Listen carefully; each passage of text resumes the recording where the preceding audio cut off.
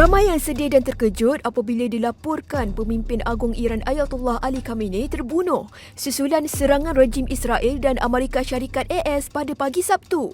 Kejadian ini bukan sahaja mengejutkan dunia tetapi juga memberi gambaran bahawa serangan ketenteraan dan serangan balas semakin memuncak. Perlu diingat bahawa Presiden Iran Masoud Pezeshkian sebelum ini pernah memberi amaran perang habis-habisan sekiranya Khamenei menjadi sasaran. Apa yang berlaku seterusnya sukar diramal. Tapi, apa yang berlaku sebelum kejadian ini? Pada Jumaat 27 Februari, Anadolu Agency melaporkan Menteri Luar Oman Said Badr Al-Busaidi berkata, rundingan nuklear AS Iran mencapai persetujuan mengenai sifar simpanan uranium diperkaya menyifatkannya sebagai sesuatu yang benar-benar baharu berbanding perjanjian nuklear sebelum ini yang dirundingkan di bawah bekas Presiden AS Barack Obama.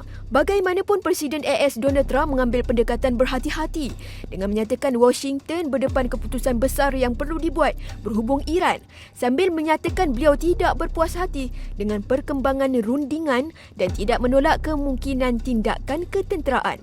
Dalam tempoh beberapa jam, Israel melancarkan apa yang disifatkannya sebagai serangan awal terhadap Iran.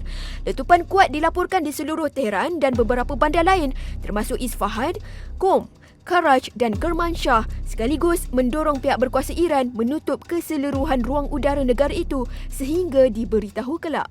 Menurut pegawai Iran, AS turut menyertai serangan itu dengan serangan dilaporkan di seluruh Tehran termasuk berhampiran kediaman Ayatollah Ali Khamenei.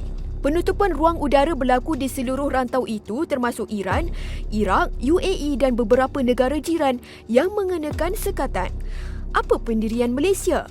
Perdana Menteri Datuk Seri Anwar Ibrahim menggesa penghentian permusuhan dengan serta-merta dan tanpa sebarang syarat sambil memberi amaran bahawa serangan itu boleh menjerumuskan Timur Tengah ke ambang malapetaka.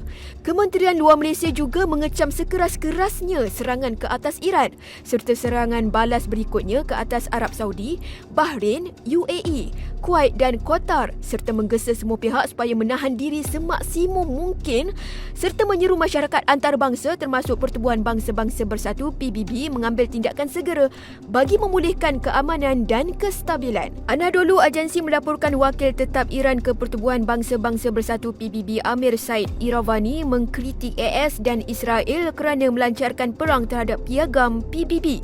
Beliau menekankan peningkatan angka korban manusia di tengah-tengah serangan itu dan menyifatkannya sebagai jenayah perang dan jenayah terhadap kemanusiaan.